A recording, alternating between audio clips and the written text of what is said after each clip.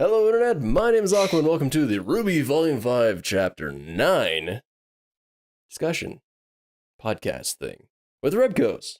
Ew. Ow. Hurt my arm at work. That didn't feel great. So, I feel like not a lot happened this episode, but a lot happened. Like, a lot of potential stuff got opened up, I guess. This was not the episode I was expecting at all. Not in the slightest. Like the let's have a civil conversation between all the bad guys was like, what? That was odd, for sure. But there was a bunch in this episode. Like, I feel that this is a bit of a transition episode for the movie format. Because there was like the 18-second long scene with Crow, which didn't seem to serve any purpose than probably setting up whatever immediate scene we're going to see in the next episode. Yeah. Yeah, that's something that I keep having to think about because Rooster Teeth does like to have things where it's like, put it in movie format, and it just is not working out episode-wise this time. I mean, it's amazing that they've done that so much with Red versus Blue and Ruby in the past. They have, but even with Red versus Blue, if you watch the Raw episodes and then you compare it to the actual movie form, there's filler content added to the movie form. Oh, really? Okay. Like there was I think it was in season 13. They had 2 episodes back to back that were a continuation of the same scene. And in the actual movie form, they have like a 30-second little bit of like a bunch of soldiers driving along in the desert, and they take a radio call and all the cars stop abruptly as just like a gag. And then they cut back to the scene. So at least for Red versus Blue, they regularly hacked in additional little throwaway bits that it just really didn't matter. Which usually, I think, based on the commentaries, were always in hindsight. They like had written the episodes as they wanted them to be, and then they remembered, oh shit, this needs to go back together in movie format. Right. So maybe we're not seeing. This may be the result of pre-planning, but the pre-planning makes for bad week to week. Makes for bad week to week, yeah. So it may be that there's little bits in here that would have been better if maybe they were hacked in when it comes to movie form, but then you'd have the fandom screaming. Like, there's no way to win. There's no way to win. There's not really. I will say before we jump into this that my first watch of this, I wasn't too great feeling about it. I was just like, oh, great, just more setup, more whatever. But watching this again for taking notes and everything, I liked it a lot more. I thought it was all right. It wasn't amazing by any means, but like it felt like a good RWBY episode. I don't know. I agree with you. I did like it better on the second watch. I think that's partially just because I went in expecting something else. I don't know exactly what I was expecting, but not this. I was expecting fights to happen. And we got a little bit of that. I think just the Team Evil coming in and having a casual chit chat with Raven was just not even on my radar of. What do you mean 90% of the people are still alive and happy? Yeah, what? That's not what I expected much more carnage and demands and threats than, well, why don't we hatch an evil plan together? Oh, it's like, I don't think I don't ship Cinder and Raven. I just can't quite do it. But, you know, it was just like,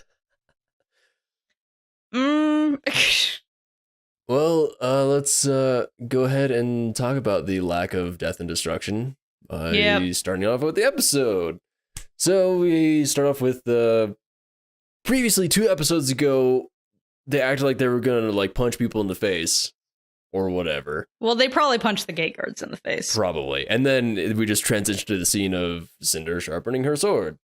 Yep. Which is weird because that was confirmed as a dust blade, and I feel like trying to sharpen something made of dust would just make it explode. Well, I mean, we have cut crystals. Yeah, like it's not like they definitely have some way of manipulating the crystals that they get. Yeah, but like it's just a little dangerous. I don't know. And something I noticed in this, which I may just be reading into it way too much, but what's special about Raven's helmet? Like, she explicitly tells Vernal to go get it for her. She wears it for 90% of their conversation. When she met up with Crow during Volume 4, she had it on the table, and he was all upset about it. Like, it initially, like, when Raven first showed up in Volume 2, everyone was like, bah, bah, bah, it's a Grim Mask. She must be the leader of the White Fang. I was completely on board with the idea that she was the leader of the White Fang. Like, I was too. And then it's just some sort of Grim Mask, but it's just the mask. Like, I really? actually forgot about the thing with Crow where he was like, you know, like he wouldn't sit down at the table until she pulls it away, and she was grandiose, or she was over dramatic about it, of like, let me find it. So is there what is this helmet? Like, why? I mean, at this point, we know that, like, it's possible that it could just be imbued with magic in some way. Maybe? Because we found out that Oz can just kind of do that. Yeah, I mean, apparently it's a whole process, but he can do it. Does Crow have a special Raven mask or special Crow mask sitting somewhere? That would be so good. Maybe that was his mask originally. No, that wouldn't look good on him at all. Crow has a very distinct style, drunk alcoholic. So I noticed, I think it was when Raven stepped out from her little tent thing, there was some old music playing from, I think, Volume 2? So that was a nice little throwback. I can't remember where it was exactly, but it was neat. There was actually a couple music throwbacks, and I'll mention the other one that I noticed later. But I usually don't notice that kind of stuff, but it was just like, oh, yeah, this is RWBY. I mean, like, RWBY does do a lot of parallels with the music, so usually... Absolutely, and it's beautiful. And I'm curious to see what that is exactly, and see if that has some meaning for, like, this group kind of thing. We'd have to go digging. I'm probably going to at some point. I'm going to get bored over the next couple days. There you go. Something to do. Absolutely. And then people meet. We start monologuing a bit.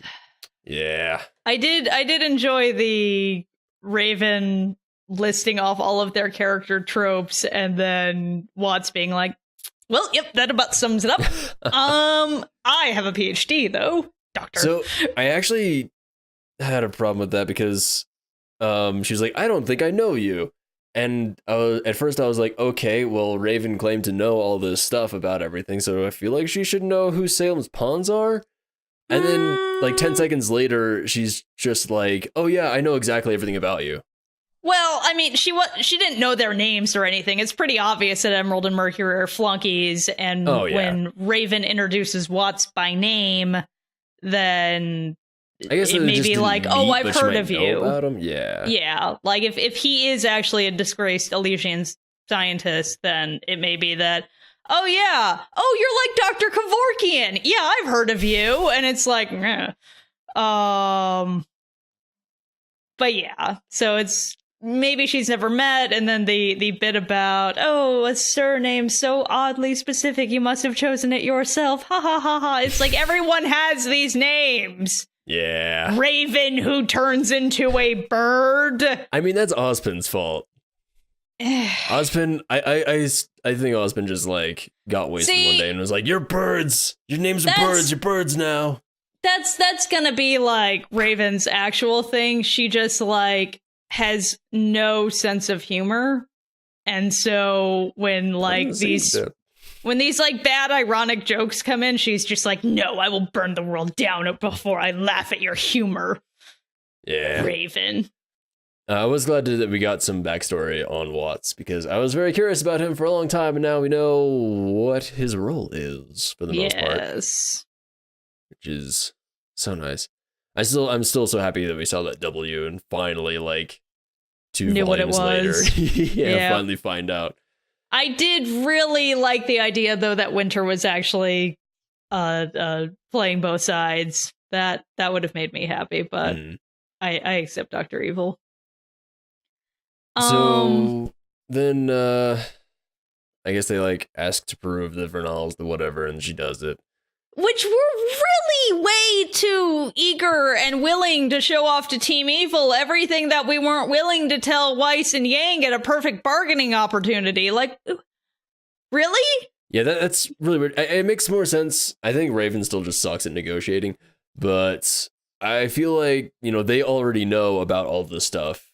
Yeah. And Raven, like, I don't know why she wouldn't want to do that. I guess in case that I'm sure we aren't already discussed, but it's probably a thing of like, oh, if she's going to go back to Crow, if she decides that path, I don't want her to know that it's like, oh yeah, they had the maiden for sure. Because she doesn't necessarily know that Crow knows that she might have the maiden. That was a sentence. I mean, she damn well, like he asked her point blank, do you know where she is? And she hedges badly because that's what she does. And so, I mean, she's hypersensitive enough to be like, aha, I've identified Emerald and Mercury as your personal flunkies, and I bet Emerald's crushing on you because I ship that with the rest of the fandom. So surely when she blatantly lies to her brother and he's like, she knows. Yeah. Like, she might want to deny it, but... Yeah, it's kind of hard to. So, and then when Vernal's doing her little thing, which it was odd that Cinder, like, everyone was like, oh god, wind, no, and Cinder's just like, yeah, whatever. I guess she can, like, maybe create, like, a little wind bubble around her. I mean, I'm almost wondering if maidens to some degree are immune to each other. Like, can two maidens actually fight? I mean, they're just using elemental powers. It seemed like, my guess was that she was just creating a barrier in front of her with wind. Maybe. We just couldn't see because it's wind. But there was another music from Volume 3, which was the first time we saw a maiden fight, which was with Cinder and Emerald and Mercury. And I thought that was fucking cool, because I like callbacks. Yep. And we found out that, did they say, like, which maiden was which relic before? I think they did, right? Because they mentioned that Spring was knowledge this time. I can't remember if they specifically mentioned, like, which one is which. I know in a previous conversation we had, you've brought this up, and we weren't sure if it was a World of Remnant or if maybe when Crow was monologuing, and I never went and checked. I thought it was this volume that it was mentioned, if anything. I can't remember. Well, we learned about the... Tell us! We learned about the relics in Volume 4, and yeah, I don't know. I'd have to look. Sorry. Well, we found out that the maidens are the key to the relics in this volume, and I think they mentioned whatever. They mentioned in Spring is knowledge. If that matters, cool. If it doesn't, if it's already been known, oops. And then we found out that they're going to be attacking in 2 days, which is what? Oh, God, the timeline. Yeah, and we still don't know what Menagerie's doing. Exactly. I'm sitting here like, okay, 2 days. Blake's family's getting attacked. 2 days from then is? I don't know. Well, Menagerie's still in a completely different timeline, like, because they were a full month behind us, and have we really been spending 2 months trying to recruit and doing it badly, or what? Probably. I don't know. It's so weird because at this point, if Blake shows up before the fall of Haven, then that doesn't make any sense anymore at all, because that means that the timeline for this episode or for this scene would be different from the timeline from Ranger and from Menagerie. And that's just too much. I don't feel like that's the case. The timeline for this scene can't be different because... Exactly. Well, that's what I'm saying. If Blake were to show up... left. Yeah, if Blake were to show up with Ranger before the fall of Haven, then like... So this is skipping to the end of the episode, but no part of me believes that we're going to see a full-blown fight between Ilya and Blake. Mm-hmm. Something is going to interfere before they can, and maybe that will be whatever gets Blake on a ship headed straight to Haven. Yeah. Whether it's the White Fang kills her parents in front of her, or takes them, threatens to kill them, and she surrenders herself. I do not believe that we're going to have some sort of big throwdown between Blake and Ilya, where one of them is seriously injured or killed. I don't know. I can't see it happening. I don't believe it because I don't know where you go from there. Because if Blake kills Ilya, whatever, with that's just unfortunate. Breath, she's like, go to Haven and murder Adam. Yeah, it's like there's no good way at this juncture to have Blake kill Ilya. No. And Ilya is not going to kill Blake. I don't believe that. Ilya might seriously injure Blake. She might. I mean, it's going to be a question of which one of them is willing to hesitate. Because Ilya's revealed her feelings, but has also revealed that she is willing to put them aside. Blake may trying to, at least. Yeah, Blake may still be wanting to save her friend. Mm-hmm. And so it's going to be a question of which one of them blinks first, and then if Ilya like stabs Blake in the neck and then throws her on a ship, like. Yeah, I was going to say they want her alive. They do. So, and I don't see Blake losing this fight. I really don't. I feel like Blake is going to be more skilled than Ilya. But I'm expecting extenuating circumstances. Oh yeah, of course. There's a lot of stuff in there. Her mom gets taken hostage. Whatever. Yeah. Something that expedites Blake getting on an airship and getting the fuck out of there, because we need to sync up the timeline here, because we've got 2 days. Yeah. Or possibly 6 weeks in Menagerie. We just don't know. Yeah. I'm sure. I really hope there's going to be something that's like, after the fight, it's like Adam's planning on doing it in like 2 weeks or whatever, and then we get that. It's like, okay, so it's like here's 2 days, here's 2 weeks, so then she has that time to travel or whatever. It's all over the place. I kind of want to figure out if I can make a per episode timeline of where all the storylines are. I mean, we need like another drop down point here, because because like when Papa Belladonna gave his spiel, it was Haven's being attacked in 2 months.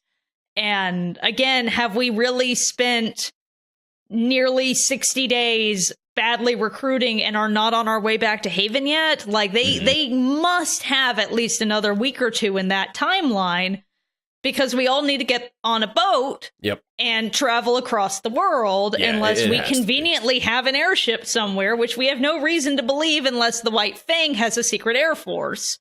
Well, I mean, they live on an island, so like I guess they have boats. They have boats, but and we've seen nothing to suggest that the Faunus have particularly advanced technology in that area. Yeah. And with the CCT down, it's not like they can call, Air Uber or whatever. Air Uber? I don't know. Oh, maybe in 2030. There you go. So the next thing is that Raven wants to kill Crow? So hold up. Before we even get to that, there were 2 lines that made me go, huh? And that's Cinder just kind of overtly saying Headmaster Lionheart is now loyal to Salem, and it's like, this is classified information here. Like, Raven's not on your side. Raven may, in fact, be willing to turncoat back to Ozpin's side, and you were just like, oh, look, here's my ace in the hole. Let me show it to you. Like, what are people do seem to be really like loose with information for some reason. Yeah, because I mean even going back to Crow, like it's like, here's the map, here you go. And in that case, Crow, while being incompetent, was speaking to someone he at least was supposed to be able to trust and was supposed to be in the Ozpin Illuminati. Raven's a wild card here, and Cinder just comes swanning on in and being like, here is our master evil plan. And it's like, what are you doing? I mean, Cinder's good at destroying things, not keeping thinking secrets. More than 6. Yeah, it's just like, what? No, don't tell her that. I mean, she has everybody do shit for her. Like, in the entire like plan of everything going during the entirety of Volume 3, it was all Emerald, Mercury, and Watts. She was just kind of the facilitator of like, hey, you do this, you guys do this. So I guess, but it's like, why is this girl in charge when she's just like, oh, What she other has parts fire. of the evil plan would you like to know? On Thursday, we're doing this at 3. We'll be kicking puppies afterwards. Well, it's like, what are you doing? I feel like in this case, with her, it might be a case of she's like overconfident because it's like, hey, I have maiden powers and we have Salem on our side. So does Vernal. She just made all the trees go wacky. Yes, but Salem could back her up. That's something. See, if I was Salem and Cinder comes marching on in and goes, I revealed the Master Evil plan and Raven didn't side with me. What do I do now? As Salem, I'm displeased. Yeah. Like, really? Well, I mean, Raven also mentioned, this is going forward a little bit, but mentioned that, like, Salem's not going to leave us alone. So, yeah, I don't think she'd really care a lot, because it's like, I don't know. We can just murder everybody. She seems pretty confident in her ability to murder, so I just didn't. It was like, why? And then the other line in there was, we'll leave you, your tribe, and your little secret. Yeah, I was curious about that as well, and my guess was Vernal, that the maiden was there. But see, if Salem's already taken over the world, who cares? Yeah, it didn't really make much sense. That's the only thing, that I could think of that it would be, but I don't know if that's what it is exactly. Maybe there's something else that they know. I don't know, because I feel like Cinder and the rest of the gang didn't really know a lot about her necessarily. So just that she was there, and this is again hyper speculation. I immediately jumped to Summer. Because it was almost as a secret that Raven more personally wants to hide. And I mean, we don't... I don't see her being like that. Maybe? I mean, we've dealt with their kind before. Yeah, definitely. We know that they at least know that Raven turned her back on Ozpin. I mean, maybe they were present when Summer got killed. Like, we don't know if Summer got killed.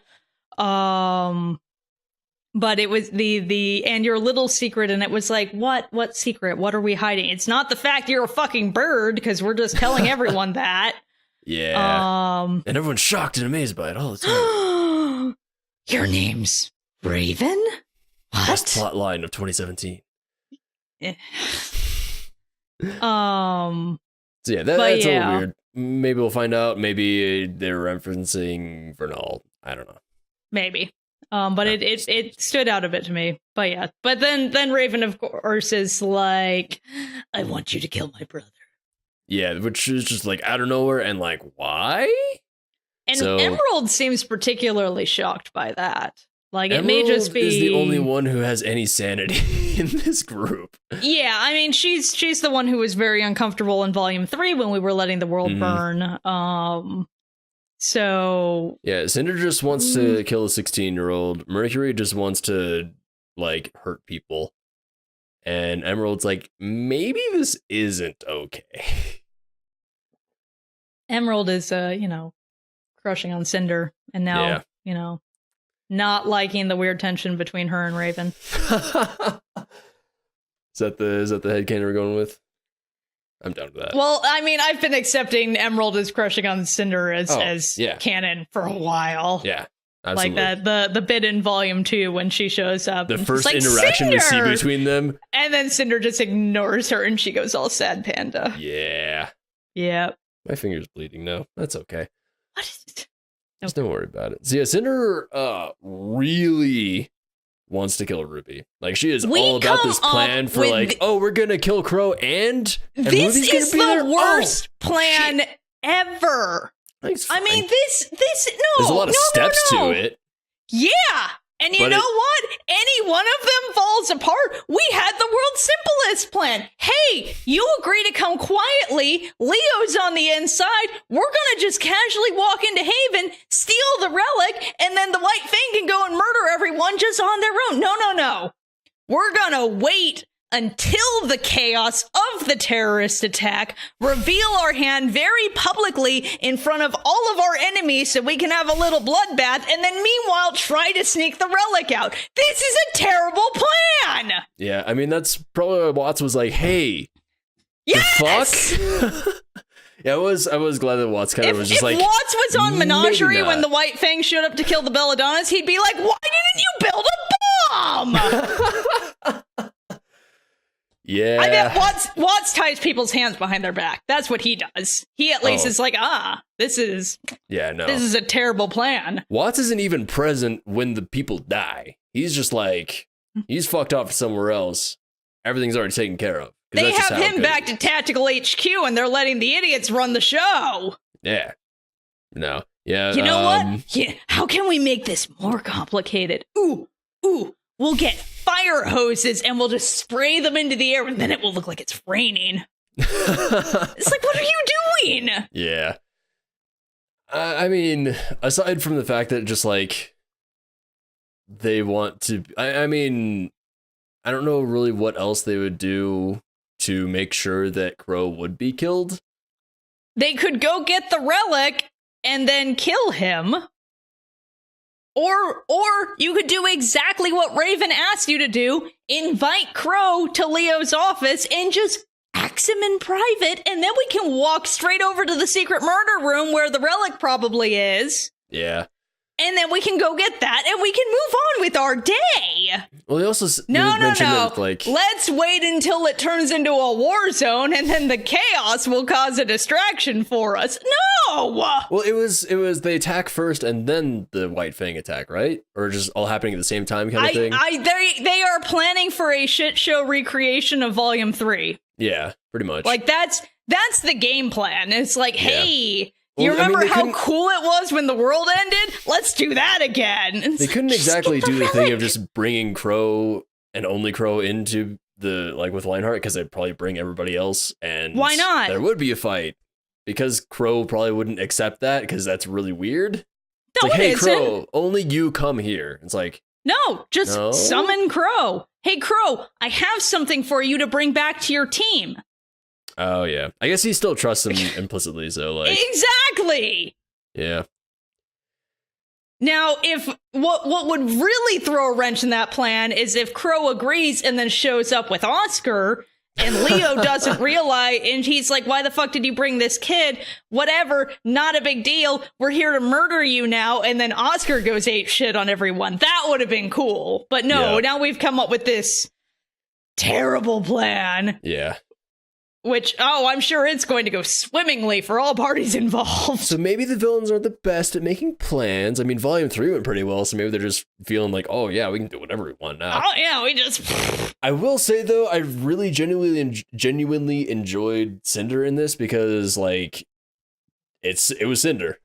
Like, yes, I'm happy Jessica Negri's allowed to talk. Yes, that, definitely. But, I mean, they just, like, absolutely nailed, exactly how she was back then.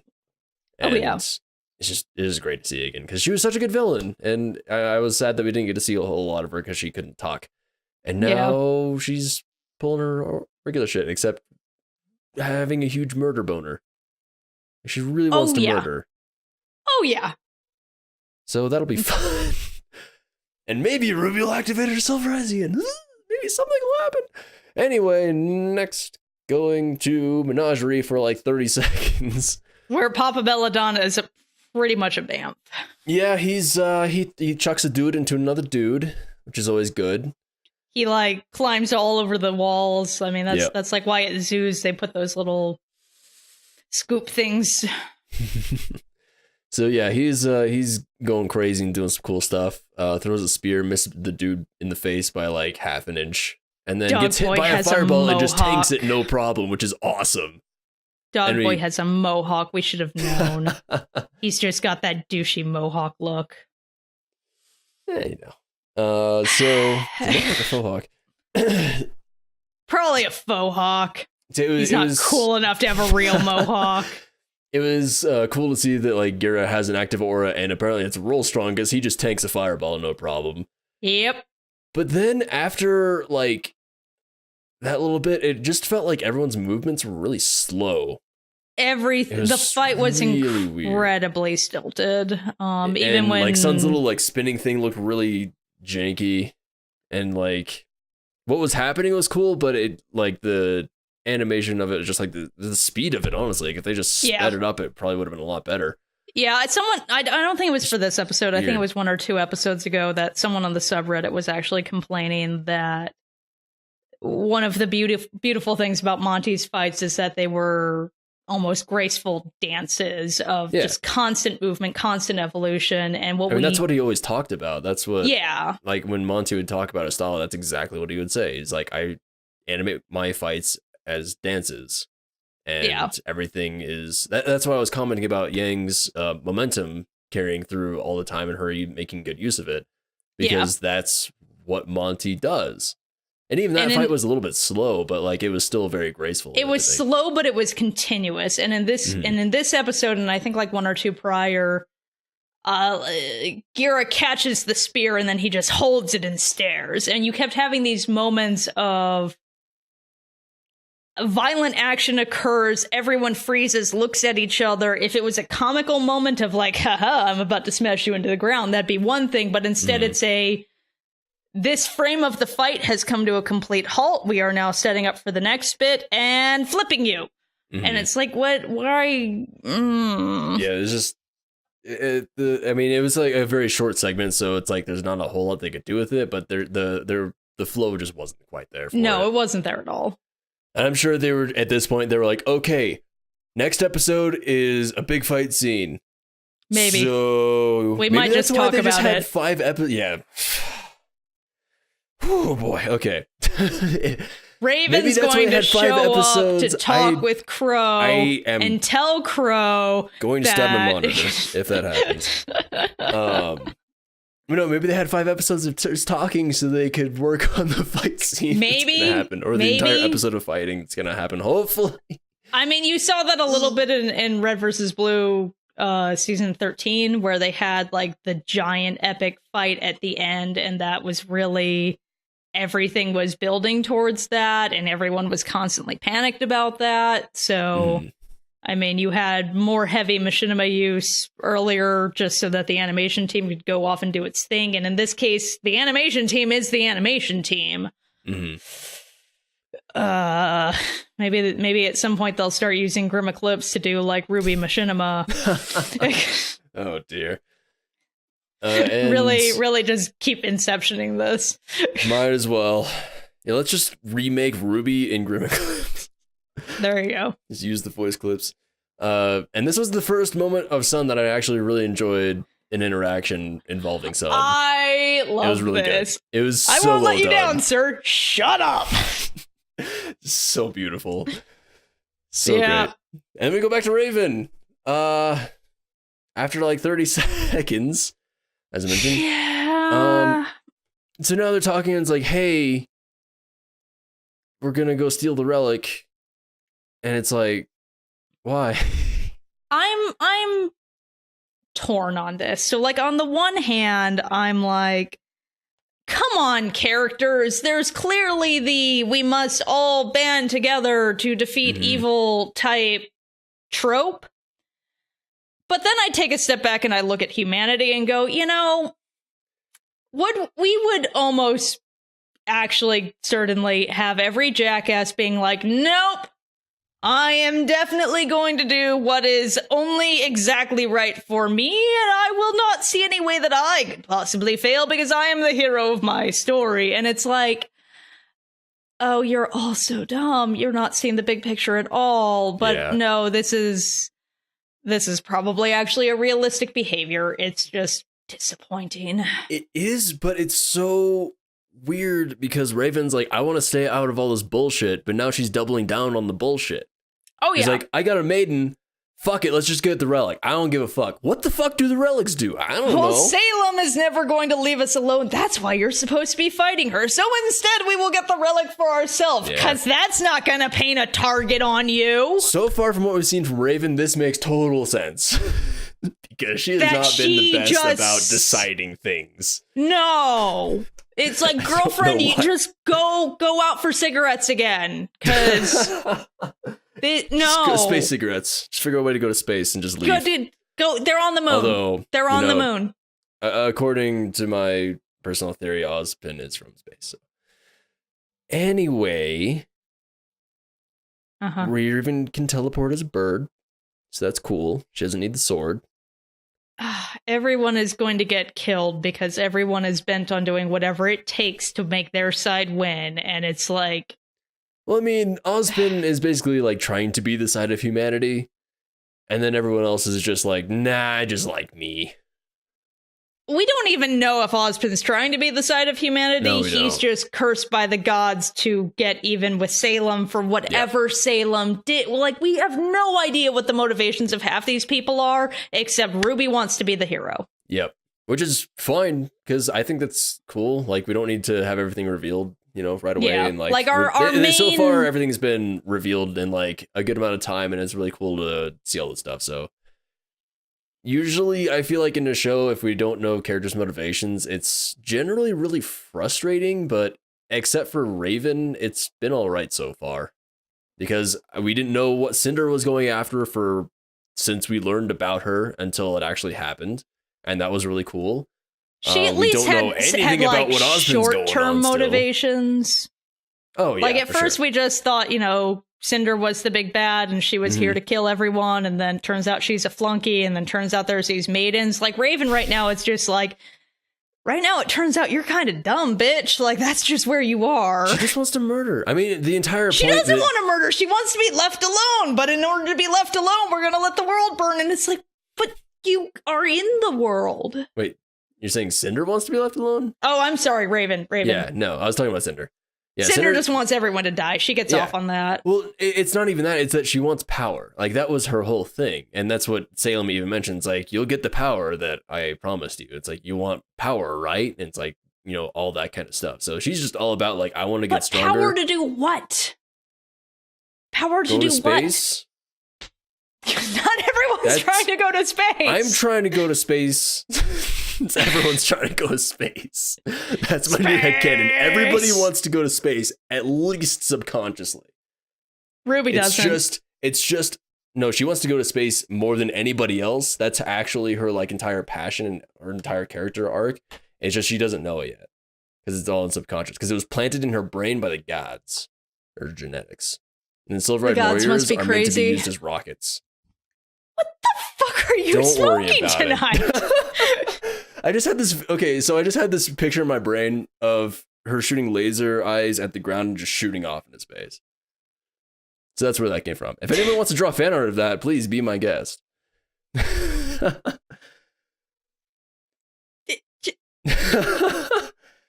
So then we go back to Menagerie for about 10 seconds. No, then we go back to Crow for about 10 seconds. Shit, you're right. I forgot about that. I didn't write anything about it because I was just like, whatever. We have drinking. Crow is drinking. He's hyper aware of all birds outside his window, which I just kind of want to set up a bird feeder outside his house.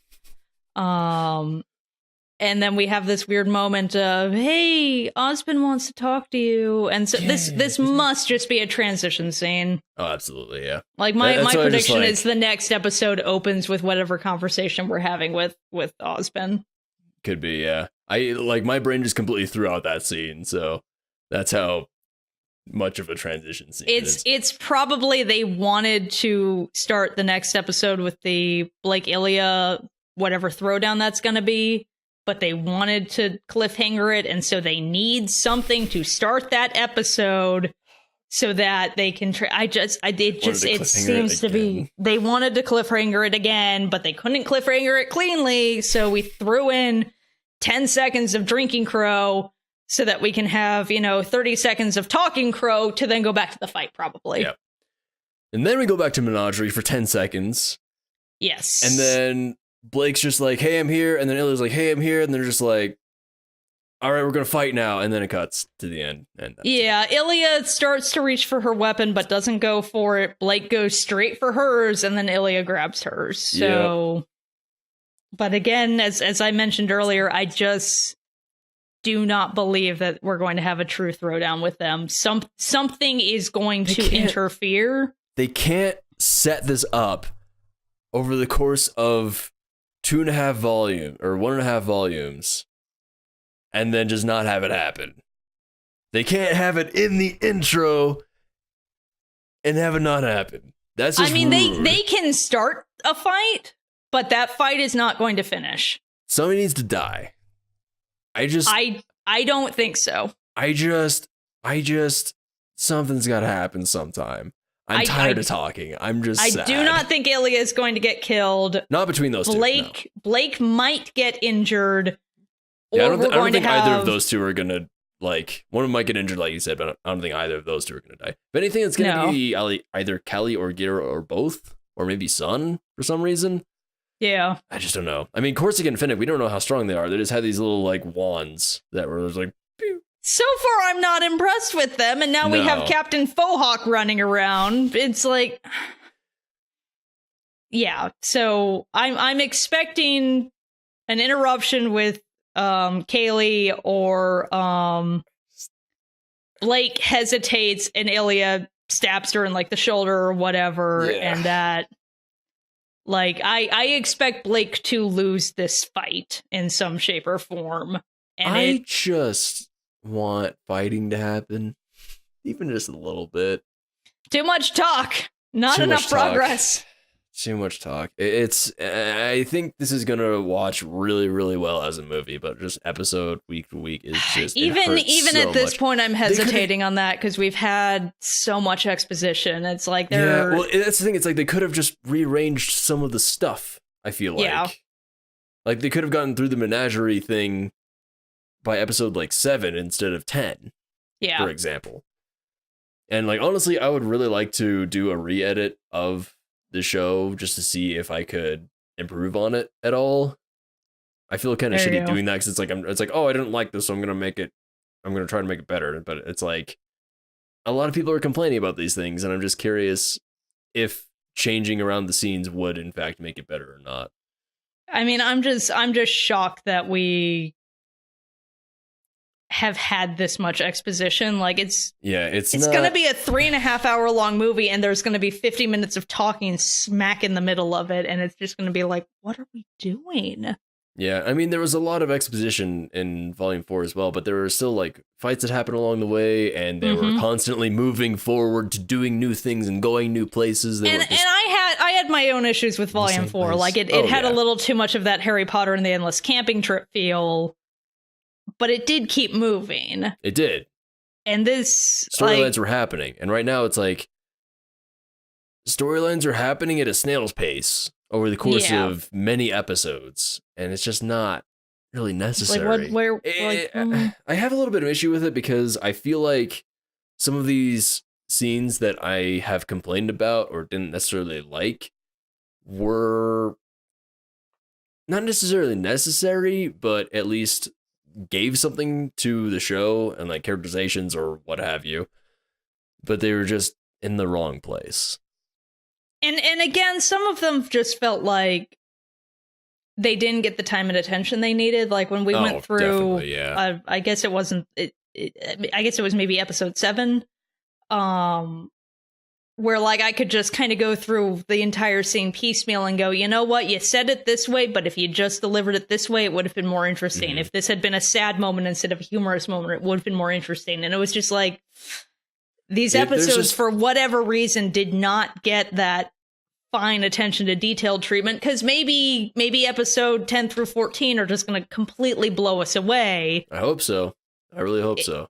In which case, it's kind of a case of we got like 4 really good episodes at the beginning, 5 at times complete filler episodes, and then the rest of the volume, which not great. Again, not great. It'll be like a strong start, a strong finish, and just kind of not great in the middle. Which again, to some degree, you can kind of forgive as everyone's still learning. They tried something different this year. They got rid of all the World of Remnants, and so they had all this exposition they needed to deliver, and they just didn't know how to do it. Yeah. They definitely. So I mean, tried for a different style this they year, did, and it's just. Yeah, it's the middle. Not really working for me. A lot of people have liked this. I will say, like, this is not a unanimous thing of like, oh, this is just like, nah. There's been a lot of people that have like Like I even saw for pretty much every episode that's happened so far, I saw somebody comment that this was their favorite episode of like the volume or the series. So people are still liking it, which is great. It's just not quite what we're used to, I think. And I mean, it's not like I'm sitting here being like, bah, bah, bah, if the next show doesn't do this, I'm never watching RWBY again. It's like, no, I'm just there's even more crap to buy in the store, and inevitably I'm going to spend money I don't have on it right now. But you know what? I like my crap. Yeah. So it's good crap. It's good crap. And like we said, this is not a bad episode by any means. It's just more talking. It's more talking. It's kind of we're beating a dead horse at this point of just the. I feel like if the menagerie storyline had either it was ending this episode or ended the previous episode, it would have fit a bit better because then we would have had this whole thing that was like, you know, a thing. And then we have talking, but now we have, we're in the middle of a thing. And the next episode, we're still in the middle of a thing and people are talking. And then next episode is going to be, okay, now here's the conclusion of the thing that started like 3 episodes ago. And meanwhile, Ranger is up to 2 days before the attack and we're still... somewhere. A month out or something. We have no idea. And we're... I have no idea. Like all of those timelines are zipping along, and the menagerie one, we're having multiple episodes in a row, which are covering less than an hour of time.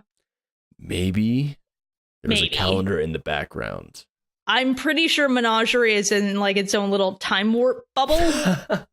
Like, there's been secretly calendars scattered all throughout all the scenes, so you can tell exactly which day it is, and they're all circled which day it is. No, they're not. No, they're not. No. This isn't 12 Little Roosters. Man. But yeah, so there's just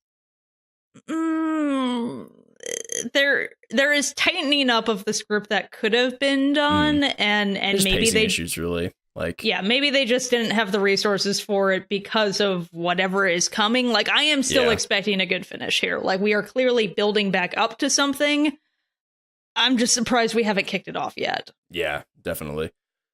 And again, that might also be because we're used to 12 episode seasons and being on episode 9. What are we doing? Mm-hmm. Yeah. I forgot what I was going to say. Great. Sorry. You're welcome. So, I mean, that's the end of the episode. We have cliffhanger number 2 for the same fight. Well, I guess technically not, but kind of. It's pretty much, yeah. Pretty much. It's the same storyline, same fight going on. It's the same war, different battle scene. So, yeah. Do you have any predictions or theories?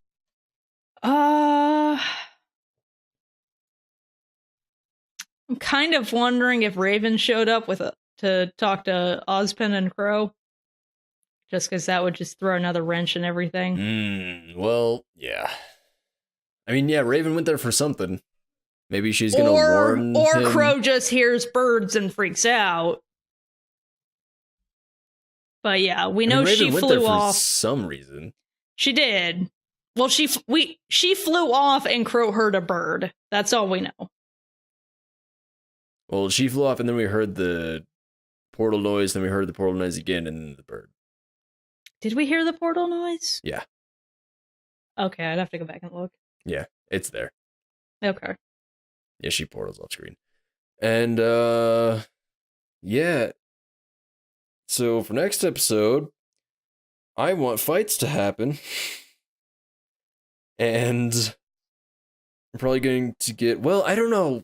I just can't say anything anymore because we've had twice now happen where an episode happens, there's a cliffhanger, next episode shows nothing of that cliffhanger, and then it's solved 2 episodes afterward. So the cliffhanger with the Crow and Ozpin talking thing, that might not even happen next episode. I think it will, just because it really feels like we wanted to do the Blake Ilias scene in this episode. Yeah. And we moved it, and so we added a filler bit. Yeah. So there's going to be some 30-second not Blake and Ilya for the sake of the episode transition in the movie format, and then we're going to go into that fight. That is my expectation. I do feel like most of this next episode is just going to be on Menagerie. And I hope so. I want to up see that storyline and getting Blake shipped off to Mistral. Yes, because we need if I mean I think I said it on like episode 3 or something. I made some flippant comment about we might not see Blake reunite with the team, and at the rate they're going, we're not going to see Blake reunite with the team. Yeah. Like there needs to be something, and soon, that gets her moving. I mean, we also have 5 episodes left, and 4. 10, 11, 12, 13, 14. Oh, I'm sorry. Yes, 5. 5. Sorry. I made sure to think about that first. I'm a computer scientist. I can start counting from 0. Go me. Sorry, I'm not awake. I'm very tired. You're fine. Don't worry. So I forgot it again. Whatever. We only have 5 episodes left. Something about Blake getting her on the bus. No, it was actually about, so Fall of Haven's going to happen soon. It took 6 episodes to go through the entirety of the Fall of Beacon.